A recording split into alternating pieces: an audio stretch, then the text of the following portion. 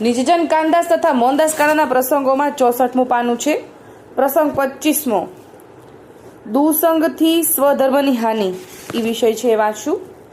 એક સમય કાનજીભાઈ આદિ સર્વ વૈષ્ણવો સાંભળે છે અને આપ રાસ પંચાધ્યાયી કથાની ચર્ચા શ્રીમુખથી કરી રહ્યા છે, એટલે આપ શ્રી કહેતા ગોપાલજી. એમાં એવો પ્રસંગ આવ્યો કે શ્રી પુરુષોત્તમ તેણે ગોપ વધુઓ સાથે મનોહર સુંદર રાસ ક્રીડા કરી અને મનોરથ પૂરા કર્યા. એમાં સુખદેવજીના વચન સાંભળીને રાજા પરીક્ષિતના મનમાં શંકા ઉત્પન્ન થઈ કે હે મુનિરાજ, ઠાકોરજી જગદીશ્વર ધર્મની સ્થાપના કરવાવાળા, અધર્મને નાશ કરવાવાળા આ જગતમાં બળદેવજી સાથે અવતર્યા છે, તો તે ધર્મની મર્યાદાઓના કરનારા અને રક્ષા કરનારા છે. તો આ રાસલીલા વિશે સંદેહ થયો. હવે સુખદેવજીના મનમાં થયું કે આ ભગવદ ઈચ્છા નથી. પ્રશ્નનો ઉત્તર તો આપ્યો, પણ મનમાં એવું થયું કે પાત્રાનુરૂપ ફલમ, જેવું પાત્ર એવું ફળ. એટલે અહીંયા એનો અધિકાર આગળ વાત કરવાનો કે સાંભળવાનો આ નથી. આને અહીંયા વાત સંભળાવવી ન જોઈએ, એટલે મારે વાત કરવી નથી, આવું સુખદેવજીએ વિચાર્યું. એ ભાગવત રહસ્ય સુખદેવજીએ કહ્યું અને પરીક્ષિતે સાંભળ્યું. પણ તેનો સુખદેવજીને કંઈ ગર્વ નહીં અને પરીક્ષિતને પૂછવાનો કાંઈ અપરાધ પણ નહીં, કેમ કે ભગવદ ઈચ્છા છે. જેણે ઉપજાવ્યું એવું કહ્યું, કેમ કે પરીક્ષિત દ્વારા એ પૂછ્યું છે એ પણ પોતે ભગવાન, અને સુખદેવ દ્વારા જવાબ આપ્યો એ પણ પોતે ભગવાન. તે બંનેના હૃદયમાં આપે બિરાજીને પોતાની ભક્તોની શંકાનું નિવારણ કર્યું. બીજાને તેની ગમજ ક્યાંથી પડે? એ પ્રમાણે ગોપાલાલજી શ્રીમુખથી કહી રહ્યા છે કે તેનો આશય શું છે, કે જે અમારી પુષ્ટિ માર્ગમાં તો શ્રી દાદાજીએ લખ્યું છે કે જે પુષ્ટિ છે એને તો બીજાનો સંગ કરવાનો જ નથી. એમાં બીજાને ચર્ચા કહેવાની કે સાંભળવાની જ નથી.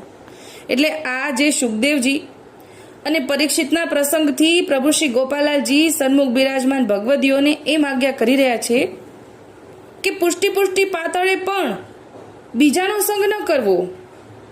પુષ્ટિ જીવો માટે જે ભગવત ચર્ચા, જે વચનામૃત, જે ગુઢ લીલા રહસ્યો બધા પુસ્તકમાં આપેલા છે, એ બીજા અન્ય જીવો સાથે ન કરવી અને બીજા જીવોનું સાંભળવું નહીં. કારણ કે ભીંજાયેલા કપડાની સાથે કોરું રાખીએ તો તેને પણ ભીંજવે. કેમ કે પુષ્ટિ સંગથી જ પુષ્ટિ બુદ્ધિ આવે, એની ઉપર ભાષાનો દોહરો છે. રંક લોહ તરુ કીટકો સંગત પલટત અંગ. પેલું ઉદાહરણ, રંક માણસને ધનની પ્રાપ્તિ થતા તે રંક ટળી ધનાઢ્ય બની જાય છે. એટલે ગરીબ હોય, પૈસા આવે, પૈસાવાળો થઈ જાય છે. લોઢાને પારસમણીનો સંગ થતા સુવર્ણ બની જાય છે. અને તરુ વૃક્ષ મલિયાચળ પર્વતમાં ઉગે તો તેમાં સુખડના ઝાડની સુગંધ પેસી જાય છે. તેને પણ સાધારણ સુખડ બનાવી દે છે. એટલે કે બાજુમાં હોવાથી, સુખડની બાજુમાં ઉગવાથી એ સાધારણ સુખડ તો બનાવી દે છે, કેમ કે એની અંદરથી સુગંધ આવવા લાગે. ચોથું, કીટ ઈયરને ભમરી પોતાના ચટકાથી ભમરી બનાવે છે. આ ચારેય વસ્તુ સંગથી પોતાના દેહને બદલે છે.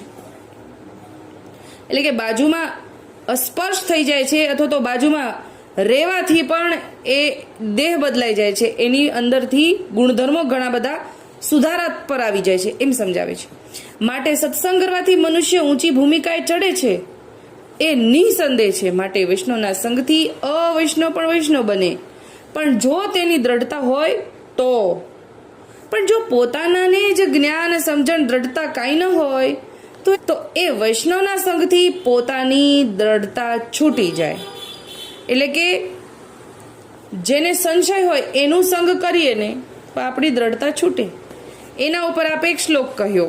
પ્રભુ શ્રી ગોપાલાલજી એક શ્લોક કહે છે, મદાશ્ચિતાશ્ચય યે ભક્તા વૈષ્ણવાશ્ચ તથૈવ ચ તેષામ તુ દુષ્ટ સંગેન ધર્મહાનિર ભવેદ ધ્રુવમ. શ્રી ઠાકોરજી કહે છે કે અરે સેવકો, મારા આશ્રયવાળા જે ભક્તો તથા વૈષ્ણવો છે, તેઓ જો કોઈ દુષ્ટ મનુષ્યનો સંગ કરશે તો અવશ્ય પોતાનો ધર્મ ચૂકશે. માટે અમારી સૃષ્ટિનો જે વૈષ્ણવ છે તે જે અન્ય ધર્મનો હોય તેનો સંગ કેમ જ કરે? તેમજ પોતાના સ્વધર્મ સત્સંગ વિના બીજાના વચન પણ ન સાંભળે. તેના ઉપર પાછો ગીતાજીનો એક શ્લોક કહે છે, શ્રેયાન સ્વધર્મો વિગુણ પરધર્માસ્સવનુષ્ઠિતાત સ્વધર્મે નિધનમ શ્રેય પરધર્મો ભયાવહ. પારકા ધર્મ કરતા પોતાનો ધર્મ ઓછા ગુણવત્તાવાળો હોય તો પણ પોતાનો ધર્મ સારો છે, આવું ગીતાજીમાં લખ્યું છે. પોતાના ધર્મમાં મરણ થાય તે સારું, પણ પારકો ધર્મ બહુ જોખમ ભરેલો છે. વળી તે સ્વધર્મ ચૂકે તેનું તેનું સર્વસ્વ નાશ થાય છે. એ પ્રમાણે કાનજીભાઈ આદિ સર્વ વૈષ્ણવ સાંભળી રહ્યા છે તે બહુ પ્રસન્ન થયા. સ્વગુરુ જે ઈશ્વર આપ પોતે જ પ્રગટ્યા છે એના વચનથી જ કલ્યાણ છે. કે અહીંયા આપણને એમ સમજાવે છે કે સંગ એવાનું જ કરવો જેનાથી આપણી ધર્મની વૃદ્ધિ થાય. કોઈ સંશય કરે ત્યાંથી દૂર જતું રહેવું. એ સંશયવાળાનું અગર જો આપણી પાસે ભગવદીનો જવાબ હોય, ભગવદી દ્વારા એનો સંદેહ દૂર થઈ જતો હોય તો એ સંદેહ દૂર કરી નાખવું, બાકી એનો સંગ ન કરવો, દૂર થઈ જવું, એવું સમજાવે છે. આપણે તો હંમેશા ઉત્તમ ભગવદીનો જ સંગ કરવો એવું સમજાવે છે. અત્યારે આટલું જ બોલીને મારી નાની વાતને વિરામ આપું.